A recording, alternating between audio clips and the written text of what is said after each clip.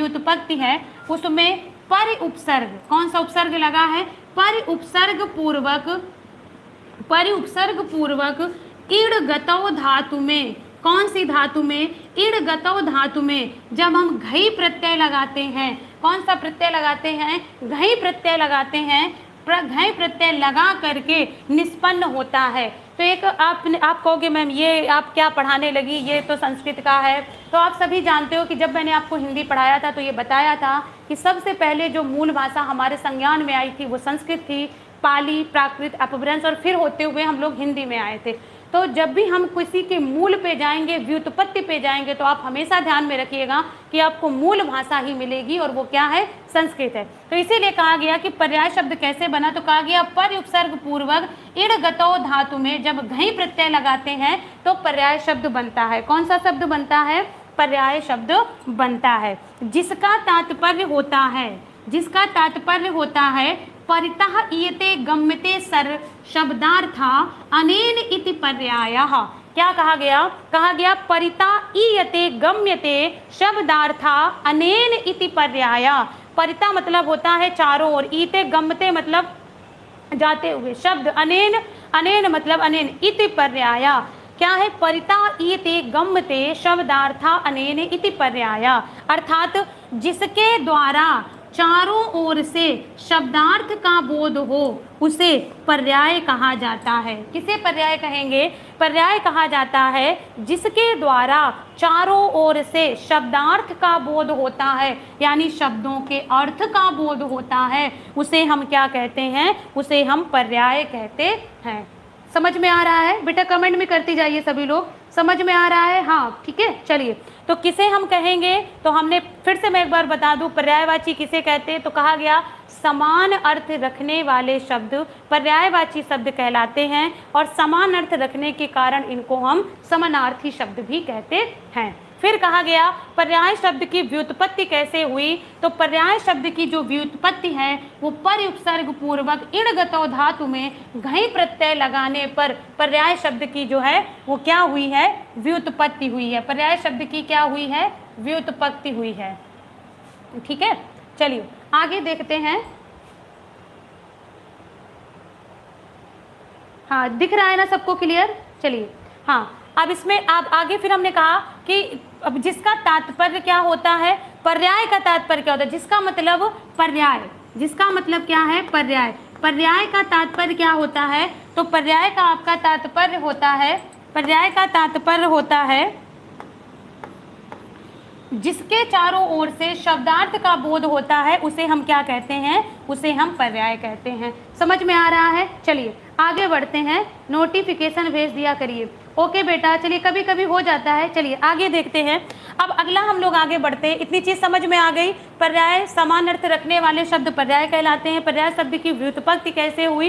तो ये कहा गया कि परि उपसर्ग पूर्वक इण गतौ धातु में घई प्रत्यय लगाने पर पर्याय शब्द की व्युत्पत्ति हुई, और जिसका अर्थ होता है परितः ईयते गम्यते शब्दार्था अनेन इति पर्याय। जिसके द्वारा चारों ओर से शब्दार्थ का बोध होता है उसे हम क्या कहते हैं? पर्याय कहते हैं। तो ये हुआ पर्याय के विषय में एक सामान्य परिचय जो पर्यायवाची पढ़ने से पहले हमारे लिए आवश्यक था। अब हम लोग आगे बढ़ते हैं और आगे देखते हैं कि पर्याय शब्द का सामान्य अर्थ क्या होता है। पर्याय शब्द का सामान्य अर्थ क्या होता है? तो पर्याय शब्द का जो सामान्य अर्थ है वो होता है समानार्थक शब्द, जिसको मैंने अभी आगे भी बताया।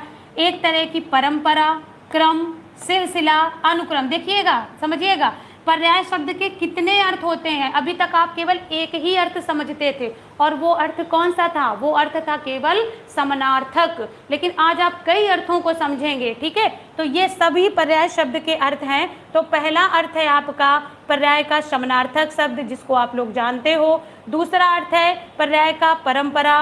पर्याय को क्रम भी कहा जाता है, सिलसिला भी कहा जाता है, और अनुक्रम भी कहा जाता है। फिर से समझ लें, पर्याय को परंपरा भी कहा जाता है, क्रम भी कहा जाता है, सिलसिला भी कहा जाता है, और अनुक्रम भी कहा जाता है। ठीक है, आगे बढ़ते हैं, आगे देखते हैं और पर्याय को क्या कहा जाता है। तो और पर्याय का अर्थ होता है प्रकार भी होता है, भेद होता है, तरह होता है, ढंग होता है। ये सभी अर्थ जो मैं आपको बता रही हूँ ये सभी पर्याय शब्द के अर्थ हैं। हो सकता है कोई भी आपसे प्रश्न इससे संबंधित पूछ दे, ठीक है ना। तो प्रकार भी, भेद, तरह और ढंग।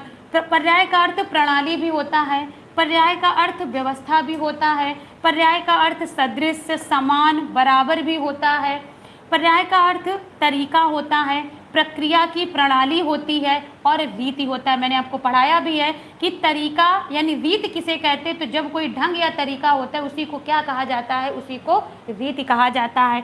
एक प्रकार का अलंकार, पर्याय का अर्थ एक प्रकार का अलंकार। अर्थालंकार के अंतर्गत एक अर्थालंकार के अंतर्गत एक अलंकार आता है जो आपका पर्याय का अर्थ होता है, जिसमें एक वस्तु अनेक आश्रय ग्रहण करता है। यानी ऐसा अलंकार जिसमें एक वस्तु अनेक आश्रय ग्रहण करता है वो भी क्या कहलाता है, पर्याय कहलाता है। तो पर्याय भी तो यही करता है ना कि एक होता है और अनेक अर्थों का, अनेक शब्दों का अर्थ जो है वो क्या कर लेता है, ग्रहण कर लेता है, ठीक है। फिर घुमा फिरा कर के कहना, ये भी पर्याय का अर्थ होता है। घुमा फिरा कर के कहना, ये भी पर्याय का अर्थ होता है।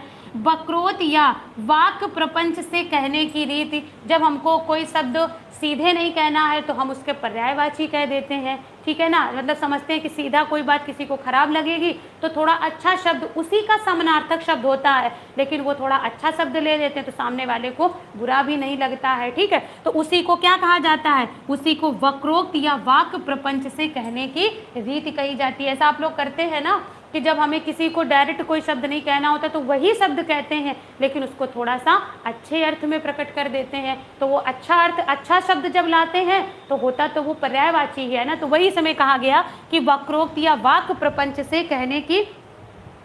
क्लियर नहीं दिख रहा है?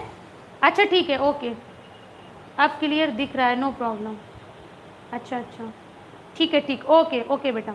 चलिए आगे देखते हैं, फिर से एक बार देख लेते हैं। पर्याय का अर्थ प्रकार, भेद, तरह, ढंग, प्रणाली, व्यवस्था, सदृश, समान, बराबर, तरीका, प्रक्रिया की प्रणाली, रीति। एक प्रकार का अलंकार जिसमें एक वस्तु अनेक आश्रय ग्रहण करता है। घुमा फिराकर कहना, वक्रोक्त या वाक्य प्रपंच से कहने की रीति, ये भी पर्याय का अर्थ होता है। और आगे बढ़ते हैं, और पर्याय का अर्थ क्या होता है, तो और पर्याय का अर्थ आपका होता है अवसर। एक पर्याय का अर्थ ये भी होता है अवसर। अवसर को क्या मौका भी कहा जाता है, तो एक पर्याय का अर्थ मौका भी होता है। द्रव्य का धर्म, द्रव्य मतलब द्रव्य वस्तु को कहा जाता है। किसी वस्तु का धर्म, ये भी अर्थ होता है। किसी वस्तु का अंश, ये भी अर्थ होता है। फिर बारी भी होता है, उत्तराधिकार भी होता है, उचित या नियमित क्रम भी होता है। ये सभी मैं अभी पर्याय के अर्थ आपको बता रही हूँ, पर्याय के समान अर्थ आपको बता रही हूँ, ठीक है। पर्याय का अर्थ सृष्टि भी होता है, पर्याय का अर्थ निर्माण भी होता है, तैयारी भी होता है, रचना भी होता है, ठीक है ना। तो ये जो जितने हमने अभी यहाँ पे पढ़े हैं, ये हमने भी जितने पढ़े हैं, ये सभी क्या है, ये सभी पर्याय शब्द के समान अर्थ हैं। एक बार देख लीजिए। समानार्थक शब्द परंपरा, क्रम, सिलसिला, अनुक्रम, प्रकार, भेद, तरह, ढंग, प्रणाली, व्यवस्था, सदृश, समान, बराबर, तरीका, प्रक्रिया की प्रणाली या रीति। एक प्रकार का अलंकार जिसमें एक वस्तु अनेक आश्रय ग्रहण करता है। घुमा फिरा कर के कहना, वक्रोक्त या वाक्य प्रपंच से कहने की रीति, अवसर या मौका, द्रव्य का धर्म, द्रव्य का अंश, बारी, उत्तराधिकार, उचित या नियमित क्रम, सृष्टि, निर्माण, तैयारी, प्रक्रिया, तैयारी या फिर रचना। ये सारे जो हम अभी तक पढ़ रहे थे, ये हम क्या पढ़ रहे थे, पर्याय शब्द का समान अर्थ पढ़ रहे थे। मेरे ख्याल से समझ में आ गया होगा। अच्छा, दिख रहा है बेटा अभी सभी को? दिख रहा है सभी को? चलिए, दिख रहा है ना। चलिए आगे बढ़ते हैं, आगे देखते हैं। अब हमने जब इसका समान अर्थ देख लिया तो एक चीज और देख लेते हैं। चलिए मैं थोड़ा सा इसको बड़ा कर देती हूँ, अब मेरे ख्याल से दिखेगा सही। अभी बेटा दिख रहा है क्लियर? अच्छा ठीक है, सही है ना। चलिए आगे देखते हैं। अगला है आपका, चलिए आगे देखते हैं पर्याय शब्द के पर्यायवाची। ये भी एक हमारे लिए इंपॉर्टेंट है। पर्याय शब्द के पर्यायवाची क्या है? पर्याय शब्द के पर्यायवाची, ठीक है।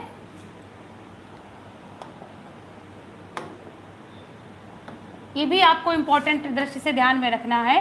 पर्याय शब्द के पर्यायवाची क्या होते हैं। वैसे तो जो समान, अभी पहले हमने समान अर्थ देखा, अब क्या देखना है, पर्यायवाची शब्द के हमको पर्यायवाची देखने हैं। तो कौन कौन से पर्यायवाची होते हैं जरा हम इसको देखते हैं। तो कहता है पर्यायवाची शब्द के होते, समानार्थी शब्द होता है, समार्थी भी कहते हैं, पर्यायवाची भी कहते हैं, एकार्थवाची भी कहते हैं, एकार्थक बोधक भी कहते हैं, एकार्थी भी कहते हैं और पर्यायवाचक भी कहते हैं। ये सब पर्यायवाची या पर्याय शब्द के पर्यायवाची होते हैं। कौन कौन, समानार्थी, समार्थी, पर्यायवाची, एकार्थवाची, एकार्थक बोधक, एकार्थी, पर्यायवाचक, ये इत्यादि जो होते हैं ये सब क्या होते हैं। चलिए आगे बढ़े, चलो आगे हम लोग देखते हैं पर्यायवाची शब्द के विपरार्थी शब्द कौन से होते हैं। पर्यायवाची शब्द के विपरार्थी शब्द, ये भी आपको ध्यान में रखना है कि पर्यायवाची शब्द के विपरार्थी शब्द कौन से होते हैं, क्योंकि परीक्षा में बच्चा हमसे कुछ भी पूछा जा सकता है, ठीक है ना, तो ये भी ध्यान में रखना है। तो पर्यायवाची शब्द के विपरार्थिक शब्द कौन से होते हैं, तो विपर्याय, अपर्याय, विपरार्थ या फिर विलोम। कौन कौन से होते हैं, विपर्याय, अपर्याय, विपरार्थ या फिर विलोम, ये सभी क्या होते हैं, ये सभी पर्यायवाची शब्द के विपरार्थी शब्द, विपर्याय, अपर्याय, विपरार्थ और विलोम, ठीक है। और आगे भी देखते हैं, पर्यायवाची शब्दों को समानार्थी शब्द भी कहते हैं, जिसकी चर्चा मैं आपसे सबसे पहले कर चुकी हूँ। मेरे ख्याल से मेरे स्टूडेंट जानते भी हैं कि पर्यायवाची शब्द जो है वो क्या है, वो हमारे समानार्थी शब्द होते हैं, ठीक है, समझ में आ रहा है। चलिए आगे बढ़ते हैं, आगे देखते हैं। तो अभी हमने ये जो इतनी जानकारी देखी, तो सबसे पहले हमने क्या देखा, एक बार थोड़ा सा देख लेते हैं। सबसे पहले हमने देखा कि पर्याय शब्द की व्युत्पत्ति कैसे हुई। सबसे पहले देखा पर्याय शब्द की व्युत्पत्ति कैसे हुई। तो पर्याय शब्द की व्युत्पत्ति के लिए कहा गया कि इसमें परिसर्ग पूर्वक जब हम ईड़ धातु, ईड़ गतौ धातु में घई प्रत्यय लगाते हैं तो पर्याय अशब्द बनता है, जिसका अर्थ होता है कि जिसके द्वारा चारों ओर से शब्दार्थ का बोध हो, उसे पर्याय कहते हैं। फिर दूसरा हमने देखा कि पर्याय के समान अर्थ कौन से होते हैं। तो हमने बहुत सारे अर्थों को देखा, समानार्थी शब्द, परंपरा, प्रणाली, रीति, तरीका, बहुत सारे शब्दों को देखा जो पर्याय के समान अर्थ होते हैं। फिर हमने देखा कि पर्यायवाची शब्दों के पर्यायवाची कौन से होते हैं, तो समानार्थी, समार्थी, पर्यायवाची, एकार्थवाची, एकार्थबोधक, एकार्थी और पर्यायवाचक। फिर हमने देखा पर्यायवाची शब्द के विपरार्थी शब्द कौन से होते हैं, तो विपर्याय, अपर्याय, विपरीत, विपरीतार्थ और विलोम, ये इत्यादि होते हैं। अब हम लोग आगे बढ़ते हैं, क्लियर है ना बेटा। चलिए हाँ, चलिए आगे चलते हैं, आगे बढ़ते हैं और आगे देखते हैं, आगे देखते हैं पर्यायवाची शब्द के प्रकार। क्या देखते हैं, पर्यायवाची शब्द के प्रकार। अब ये भी आपका एक इंपॉर्टेंट फैक्ट बनता है, इसको भी बच्चा थोड़ा समझिए। पर्यायवाची जो शब्द होते हैं वो मुख्य कितने प्रकार के होते हैं, 3 प्रकार के होते हैं। कितने प्रकार के होते हैं, यानी जिन शब्दों को आप पर्यायवाची कहते हो, जिनकी अभी तक हम चर्चा कर रहे थे, वो पर्यायवाची शब्द जो होते हैं वो कितने प्रकार के होते हैं, तो वो 3 प्रकार के होते हैं, ठीक है। कौन कौन से, तो पूर्ण पर्याय, पूर्ण अपूर्ण पर्याय, जिसको पूर्णापूर्ण कहेंगे, पूर्णापूर्ण पर्याय, और अंत में कौन सा है, अपूर्ण पर्याय। पर कभी कभी पूछ दे कि पर्यायवाची शब्द कितने प्रकार के होते हैं, तो आपको ध्यान में रखना है पर्यायवाची शब्द जो है वो 3 प्रकार के होते हैं, पूर्ण, पूर्णापूर्ण या पूर्ण अपूर्ण और अपूर्ण पर्याय। फिर से समझ लीजिएगा, पूर्ण पर्याय, पूर्णापूर्ण पर्याय और अपूर्ण पर्याय। तो पर्यायवाची शब्द जो है वो कितने प्रकार के होते हैं, तो पर्यायवाची शब्द जो है वो 3 प्रकार के होते हैं, ठीक है ना। चलिए आगे बढ़ते हैं, अब इनको थोड़ा सा समझते हैं, ये भाई पूर्ण पर्याय क्या होता है। तो आपसे कहा गया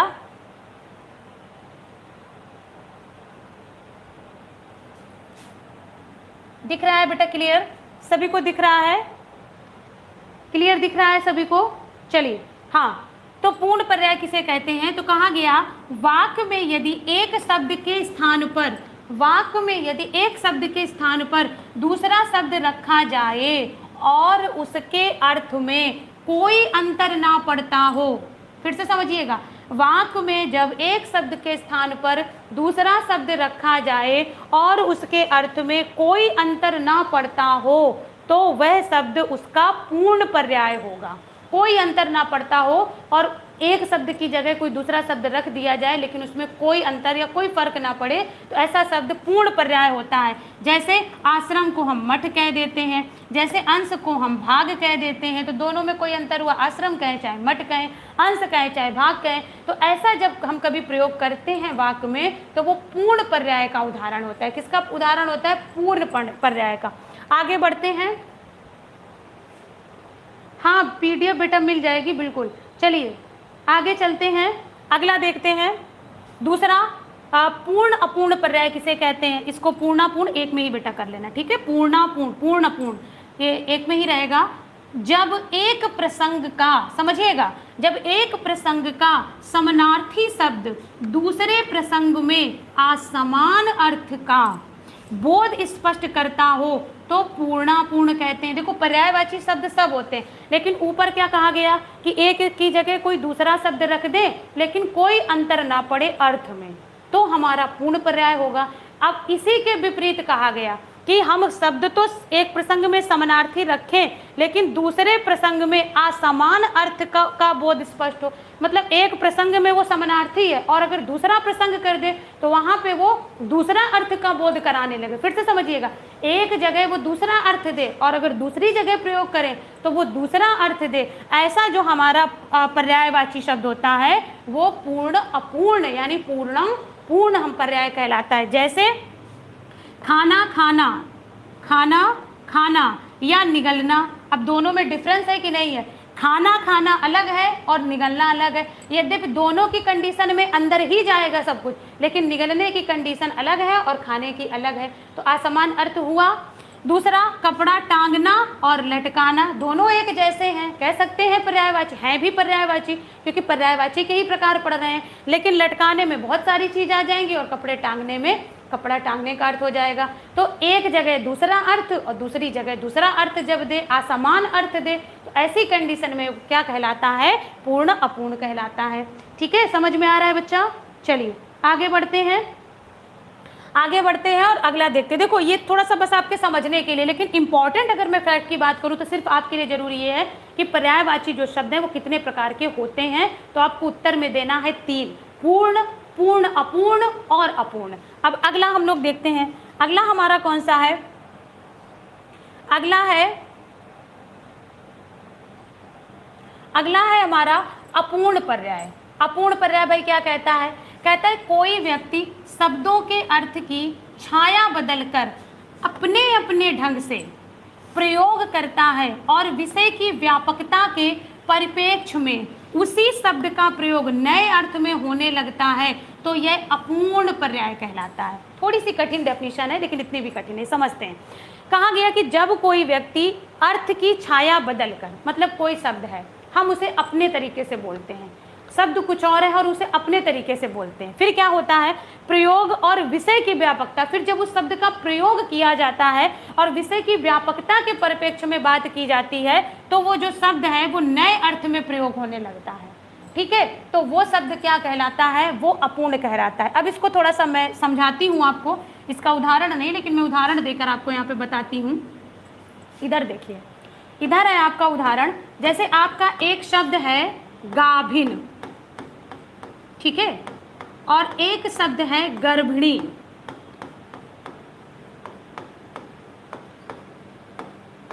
गर्भिणी,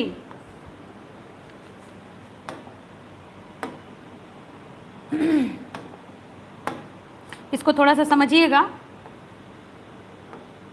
ठीक है। गर्भिणी, देखो गाभिन और गर्भिणी दोनों का अर्थ एक ही है, ध्यान से समझिएगा इस बात को। इन दोनों शब्दों का अर्थ एक ही है। जो गर्भ से है उसी को हम गाभिन भी कहेंगे और उसी को हम गर्भिणी भी कहेंगे, लेकिन दोनों का प्रयोग जब व्यक्ति अपने अपने तरीके से करता है तो विषय के और प्रयोग में उसकी जो व्यापकता होती है वो नए अर्थ में होने लगती है। कैसे? जब गाभिन शब्द का प्रयोग आता है तो ये प्रायः पशु के लिए किया जाता है, और जब गर्भिणी शब्द का प्रयोग आता है तो ये प्रायः स्त्री के लिए किया जाता है, जबकि दोनों शब्दों का जो अर्थ है वो क्या है? एक है। तो एक ही शब्द वेश बदलकर, एक शब्द में कहे, एक शब्द वेश बदलकर दो अलग अलग लोगों के लिए प्रयोग में आने लगे तो वो ऐसा शब्द हमारा क्या कहलाता है? अपूर्ण पर्याय कहलाता है। फिर से समझिएगा, एक ही शब्द वेश बदलकर अलग अलग अर्थ में आने, अर्थ एक ही है लेकिन दो अलग अलग वस्तुओं के लिए, दो अलग अलग व्यक्तियों के लिए जब प्रयोग में आने लगे तो ऐसा शब्द जो है वो क्या कहलाता है, अपूर्ण पर्याय कहलाता है। क्लियर है बेटा? पूर्ण अपूर्ण समझा दीजिए मैम, समझ नहीं आया। अच्छा ठीक है, ओके, ये समझ में आ गया, ये चीज समझ में आ गई। चलिए एक बार फिर से देख लेते हैं, पूर्ण अपूर्ण देख लेते हैं। पूर्ण अपूर्ण कहा गया, फिर से समझना। जब एक प्रसंग का समानार्थी शब्द, मतलब एक ही प्रसंग का समानार्थी शब्द, जैसे खाना और निगलना एक ही बात है, खाने में भी अंदर जाता है, निगलने में भी अंदर जाता है। एक शब्द दूसरे प्रसंग में असमान अर्थ रखे, यानी एक में वो कोई दूसरा अर्थ रखे और दूसरे प्रसंग की बात हो कोई दूसरा अर्थ रखे, तो बोध कराता है, तो वो पूर्ण अपूर्ण कहलाता है। जैसे खाना खाने की बात करेंगे तो खाना खाया जाता है, अब निगलने के अर्थ में तो बहुत सारी चीजें आ जाती, जैसे हम लोग बात भी निगल जाते हैं, ठीक है ना, ऐसे भी तो लोग कहते हैं तो पूरी बात निगल गया, ठीक है, तो वो अब वहां पे उसका अर्थ जो है वो दूसरा हो जाएगा। एक सेकेंड बच्चा, ठीक है। और कपड़ा टांगना और लटकाना, तो कपड़े टांगे जाते, कपड़े लटकाए भी जाते हैं, लेकिन लटकाना का अर्थ और भी कई अर्थों में होता है, किसी व्यक्ति को भी लटका दिया जाता है, और भी कुछ हम लटका सकते हैं, तो इसलिए ये जो होता है वो क्या कहलाता है, पूर्ण अपूर्ण पर्याय कहलाता है। क्लियर हुआ बच्चा? किसने पूछा था? प्रशांत ने पूछा था। चलिए क्लियर हुआ? चलिए आगे बढ़ा जाए। तो ये 3 प्रकार हमने पर्यायवाची के पढ़े। चलिए अब हम लोग ज़्यादा देर ना करते हुए, हमने पर्यायवाची की जितनी भूमिका थी उसको बहुत अच्छी तरीके से समझा। पर्यायवाची का अर्थ क्या होता है, पर्यायवाची की व्युत्पत्ति कैसे हुई, पर्यायवाची का पर्यायवाची क्या होता है, पर्यायवाची के विलोम शब्द क्या होते हैं, पर्याय शब्द के अर्थ क्या होते हैं, और पर्याय शब्द कितने प्रकार के होते हैं, इनको हमने बखूबी बहुत अच्छे तरीके से पढ़ा। अब आता है हमारा मेन टॉपिक, जिसको हम अभी तक पढ़ने के लिए परेशान रहते हैं कि कैसे पर्यायवाची तैयार किया जाए। ठीक है, तो मेरी थोड़ी सी कोशिश है आपको सरल तरीके से पढ़ाने की, और मेरी आशा है कि आप सभी को समझ में भी आएगा, मेरी ये कोशिश रहेगी। ठीक है, तो इतना समझ में आ गया है, आगे बढ़ा जाए। चलिए, हाँ बच्चा, ऐप पे अपलोड होगी, बिल्कुल अपलोड होगी।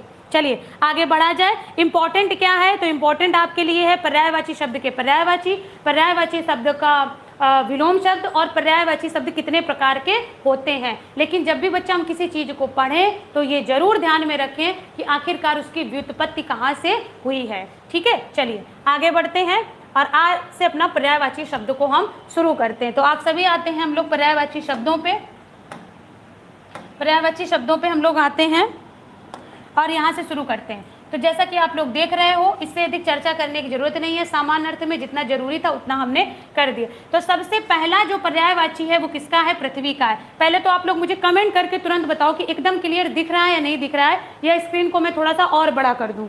क्लियर करके आप लोग पहले उत्तर दो मुझे।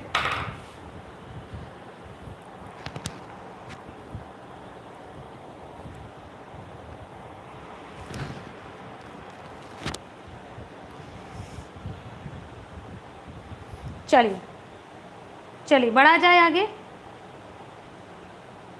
चलिए दिख रहा है, ओके। चलिए अब हम लोग अपने पर्यायवाची शब्दों को शुरू करते हैं। सबसे पहला पर्यायवाची जो मैंने लिया है वो पृथ्वी का लिया है। किसका लिया है, पृथ्वी का लिया है। ठीक है, तो आप सभी लोग पृथ्वी का पर्यायवाची जानते हो, थोड़ा सा और समझते हैं इसको। पृथ्वी का पर्यायवाची होता है भू, ठीक है, भूमि, अचला, क्या होता है, भू होता है, भूमि होता है, और क्या होता है, अचला होता है, और क्या होता है आपका रस अनंता होता है, और क्या होता है, हाँ चलिए आगे देखते हैं।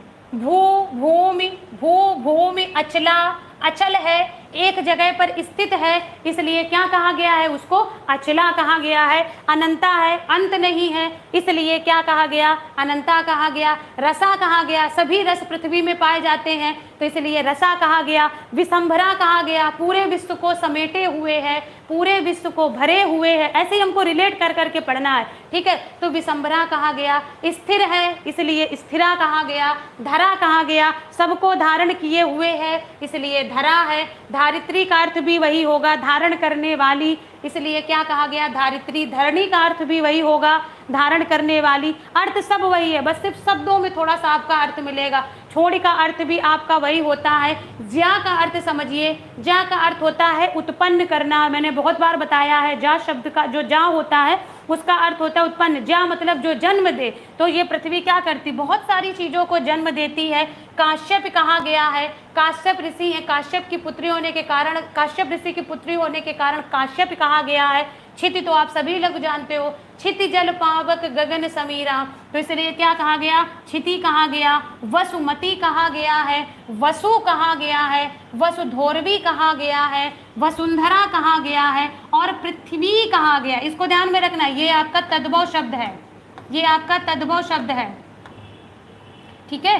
पृथ्वी आ जाए अगर करके तो ये तद्भव शब्द के अंतर्गत आता है। हालांकि ये थोड़ा सा डिफरेंस हो जाता है, वहां पे संयुक्त रा आ जाती है, ठीक है। तो ये भी आपको ध्यान में रखना है, ठीक है। आगे चलते हैं। अवनी कहा गया है, अवनी आप लोग जानते हो, अवन कहा गया है। इसके बाद में मेदनी कहा गया है, मही कहा गया है, विपुला कहा गया है, धात्री कहा गया है, कुंभनी कहा गया है, क्षमा कहा गया है। जिसका भी नाम क्षमा हो ना, क्षमा, क्षमा कहा गया है। मैम लिया भी वो तो पृथ्वी का, हाँ पृथ्वी का लिया है, उसमें कुछ कारण है, बहुत अच्छा है, ठीक है।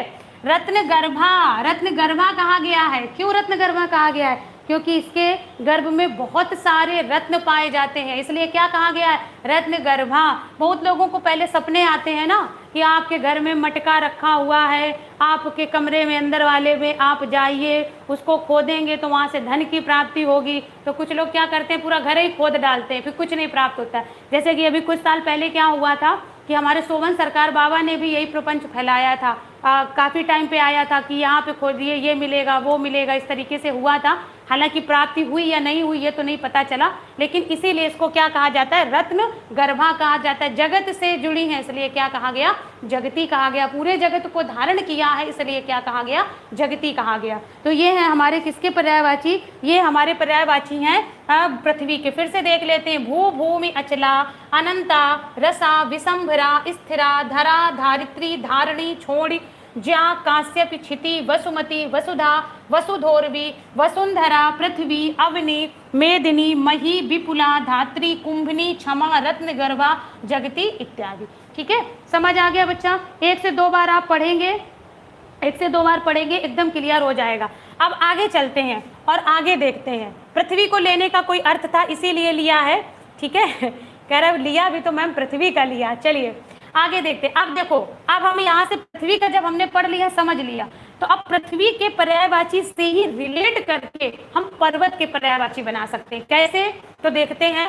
तो कहा गया पर्वत के पर्यायवाची बनाने के लिए पृथ्वी के पर्यायवाची और प्लस उसमें क्या जोड़ दें, धर। यानी पृथ्वी के पर्यायवाची में जब धर जोड़ दिया जाता है तो वो किसका पर्यायवाची बन जाता है, पर्वत का पर्यायवाची बन जाता है। किसका पर्यायवाची बन जाता है, जाता है। अब समझ में आया कि पृथ्वी को मैंने क्यों लिया था, समझ में आया थी सौम्या, समझ आया बच्चा। चलिए आगे देखते हैं। तो पृथ्वी के पर्यायवाची में जब धर जोड़ेंगे तो क्या पर्यायवाची बन जाएगा, तो पृथ्वी का याद कर लो, धर जोड़ दो तो भूधर किसका पर्यायवाची, पर्वत का। भूमिधर किसका पर्यायवाची, पर्वत का। मही पृथ्वी को कहा गया तो महीधर किसका पर्यायवाची, पर्वत का। धरा किसका पर्यायवाची, पृथ्वी का। और धराधर कह दिया गया तो किसका पर्यायवाची, पर्वत का। अचला कौन है, पृथ्वी, और अचल कौन है, पर्वत। अचला कौन है, पृथ्वी, और अचल कौन है, पर्वत।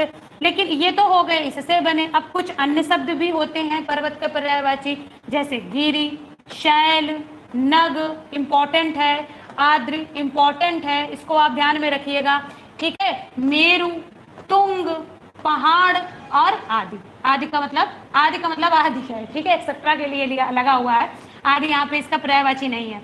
तो तुंग भी इंपॉर्टेंट है। तो ये कुछ अलग से हैं, फिर से पढ़ लेते हैं अन्य शब्द। गिरी गिरि पर्वत का पर्यायवाची, शैल पर्वत का पर्यायवाची, नग पर्वत का पर्यायवाची, आद्रि पर्वत का पर्यायवाची, मेरु तुंग पहाड़। फिर से पढ़ लेते हैं, गिरि शैल नग आद्रि मेरु तुंग पहाड़। आप लोग भी हमारे साथ में बोलिए, क्योंकि जब तक बोलेंगे नहीं तब तक आएगा नहीं। तो अन्य शब्द कौन से हैं? गिरि शैल नग आद्रि मेरु तुंग पहाड़। गिरि शैल नग आद्रि मेरु तुंग पहाड़। पहाड़ किसका पर्यायवाची? पर्वत का। तुंग किसका पर्यायवाची? पर्वत का। मेरु किसका पर्यायवाची? पर्वत का। आद्रि नग शैल, भूधर पर्वत, भूमिधर पर्वत, महीधर पर्वत, धराधर पर्वत, अचल पर्वत। क्लियर है ना? चलिए आगे देखते हैं। वीडियो क्लियर नहीं हो रही, आवाज आ रही बेटा सही से?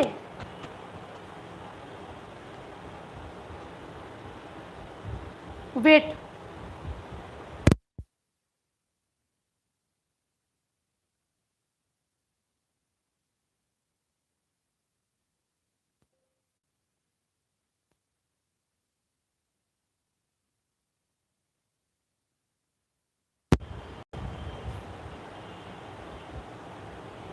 चल टेक्निकल इशू है बेटा, वेट करिए, अभी ठीक होता है।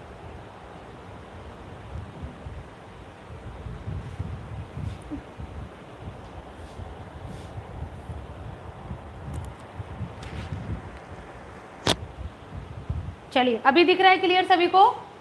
कमेंट कीजिए, अभी दिख रहा है क्लियर सभी को? चलिए ओके,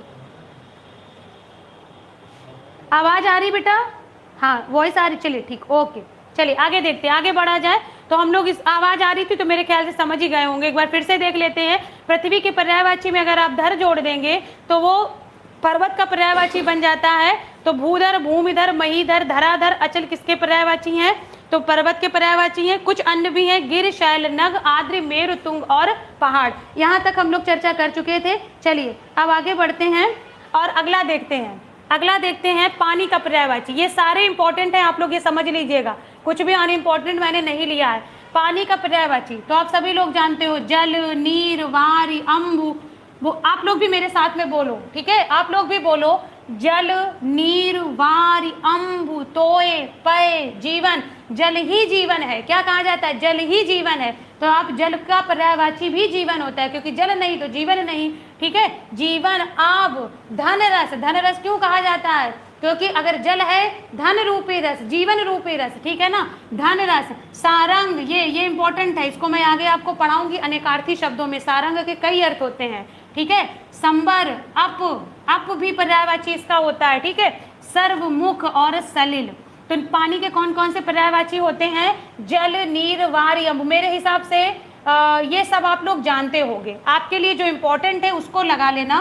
जैसे संबर नया है, धनरस नया है, ठीक है? और सर्वमुख नया है। ये हमारे लिए थोड़ा सा नया है, इसको तो याद करने की जरूरत नहीं। जब जल ही जीवन है तो जीवन को आप सीधे सीधे जल कह सकते हो, ठीक है? तो फिर से पढ़ लेते हैं।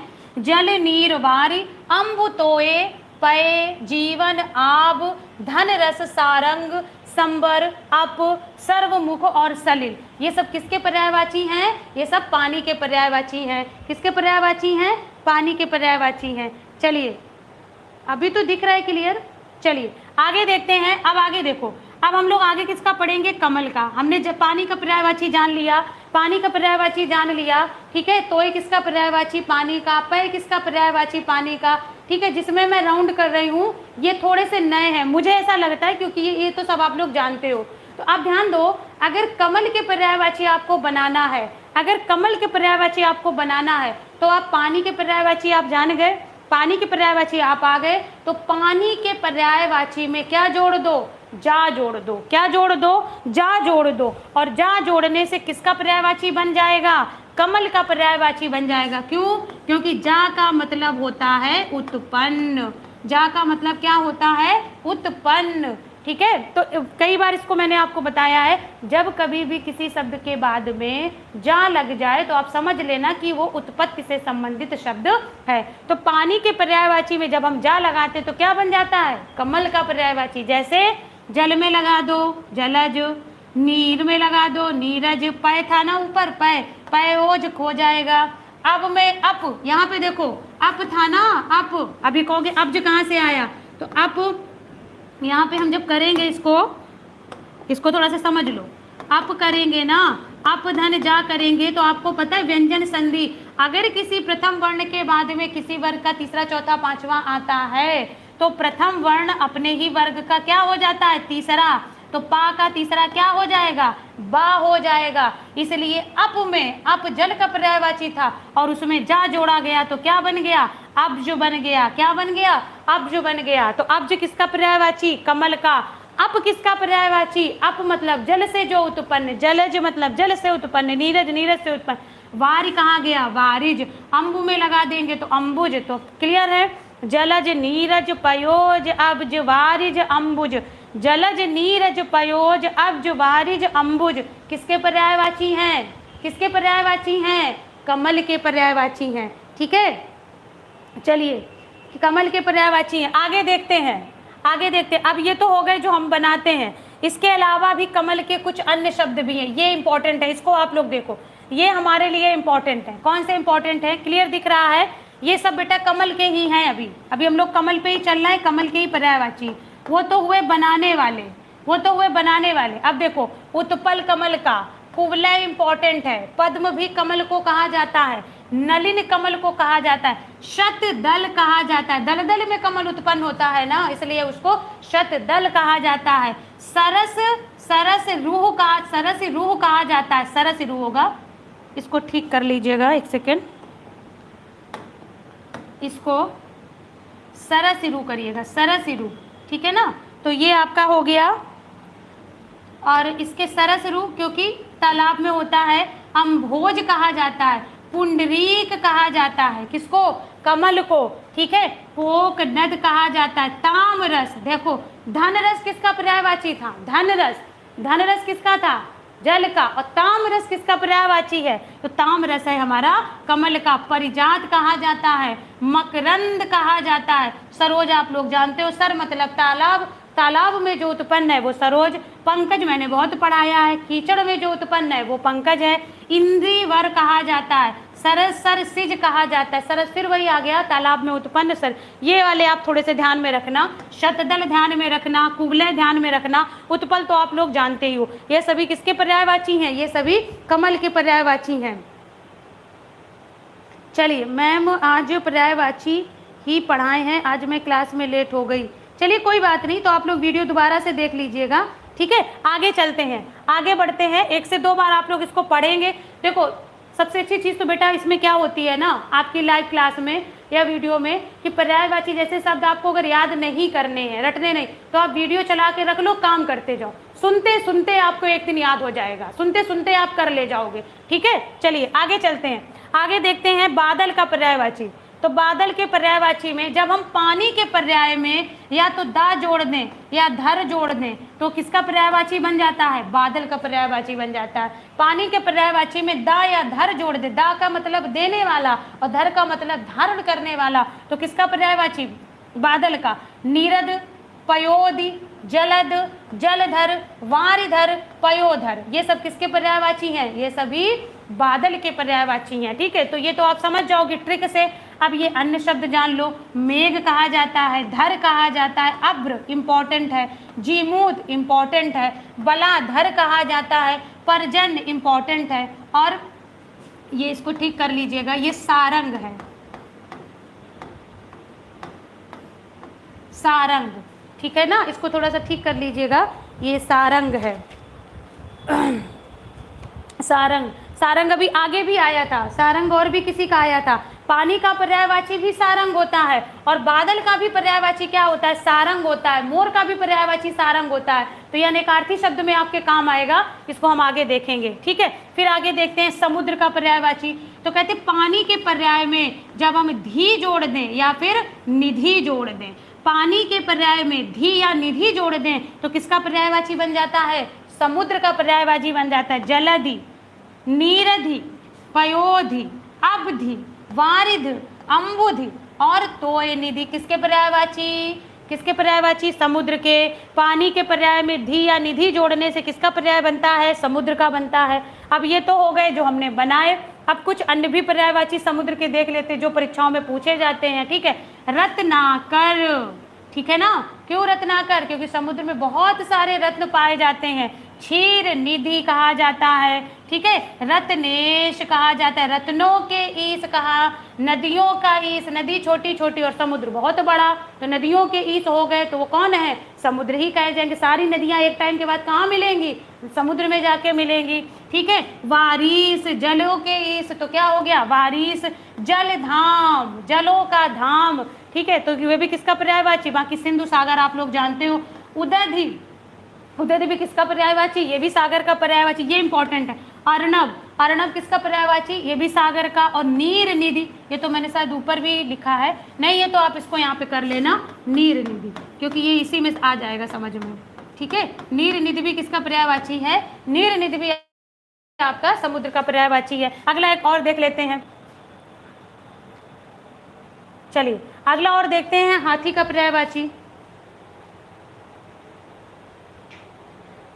नहीं बेटा, इसका भी होता है, इस पूजा पानी का भी पर्यायवाची सारंग होता है, मोर का भी सारंग होता है, ठीक है, ये ध्यान में रखिएगा। चलिए आगे चलते हैं। हाथी, हाथी का सब लोग जानते हो, हस्ती, गज, करी, कुंजर, द्विरथ इंपॉर्टेंट है, ठीक है। दंती, दंती जानते हो, दांत उसके लंबे होते। कुंभी कहा जाता है, सिंधुर कहा जाता है, गजेंद्र कहा जाता है, सबसे इंपॉर्टेंट मतंग, ब्याल, ठीक है। वितुंड, द्वीप, गयंद और वारण, ये सब किसके पर्यायवाची हैं? ये सब हाथी के पर्यायवाची। एक बार फिर से पढ़ लेते हैं। हस्थी, गज, करी, कुंजर, द्विरथ, दंती, कुंभी, सिंधूर, गजेंद्र, मतंग, ब्याल, वितुंड, द्वीप, गयंद, वारण, किसके पर्यायवाची हैं? ये हाथी के पर्यायवाची हैं। और फिर उसके बाद आते गणेश जी। तो गणेश जी का मुख किसकी तरह था? किसका था? हाथी का था। तो उसमें गज में आनंद लगा दोगे तो गजानन गणेश का पर्यायवाची। गणपति, लंबोदर, वैसे ये आता भी है मेरे ख्याल से आप लोगों को, फिर भी एक बार देख लेते हैं। एक दंत विनायक, गणराज, मूसक राज हैं, मूसों के राज हैं, गौरी सुत हैं, शिव सुत हैं, वक्रतुंड महाकाय, तो ये आपको ध्यान में रखना है, ठीक है। चलिए आगे पढ़ते हैं, आगे देखते हैं, आगे एक और पढ़ लेते हैं। सरस्वती का पर्यायवाची, ठीक है, सरस्वती का पर्यायवाची। सरस्वती तो आप सभी जानते हो वाक देवी हैं, तो वाक हुआ, वाणी हुआ, वागीश हुआ, वागेश्वरी हुआ, भारती हुआ। कमल के आसन पे विराजमान रहती, कमलासन है, पद्मासन है, श्वेतासन है, ठीक है। हंस वाहिनी, वीणा वादनी, ये सब किसके हैं? ये सब किसके पर्यायवाची हैं? तो ये आपके सरस्वती के पर्यायवाची हैं। फिर ब्रह्मा के पर्यायवाची देखते हैं। विधाता, स्वयंभू। अब देखो स्वयंभू जब कहा गया, जो स्वयं से उत्पन्न है उसी को क्या कहा गया? स्वयंभू। तो स्वयं होगा तो आत्म का मतलब भी तो स्वयं होता है। आत्मभू, नाभिज, नाभि से जो उत्पन्न है वो नाभिज है। सृष्टा कहा गया, ये इंपॉर्टेंट है। चार आनन है जिसके, चतुरानन, ये कई बार पूछा जाता है। ये उदाहरण बहुब्री समास का है। चतुर्मुख भी बहुब्री समास का उदाहरण। और जगदीश, और उसके जगदीश, जगदीश भी ब्रह्मा जी को कहा जाता है। विष्णु को भी जगदीश कहा जाता है और ब्रह्मा को भी जगदीश कहा जाता है, ठीक है। तो ये यहाँ तक हम लोग आज ब्रह्मा तक पढ़े। अब यहाँ से हम लोग चर्चा कल करेंगे, विष्णु से चर्चा हम लोग कल करेंगे और उसके बाद कुछ और प्रमुख पर्यायवाचियों को हम लोग जानेंगे। तो आज हम लोगों ने पढ़ा कि पर्यायवाची क्या है, पर्यायवाची का पर्याय क्या होता है, विलोम क्या होता है, कितने प्रकार के होते हैं, और कुछ प्रमुख पर्यायवाची जिनको हम कुछ ट्रिक के माध्यम से समझ सकते थे उनको हमने समझने का प्रयास यहाँ पे किया है। आप वीडियो को 102 बार सुनेंगे तो जितने हमने पर्यायवाची पढ़े हैं वो कहीं ना कहीं आपके संस्कार में पड़ जाएंगे और आपको हमेशा के लिए याद रहेंगे, ठीक है। तो आज के लिए बच्चा इतना ही रखते हैं, इसके बाद की चर्चा हम लोग अगली क्लास में करेंगे। जुड़ने के लिए thank you all of you, अगली क्लास में मिलते हैं।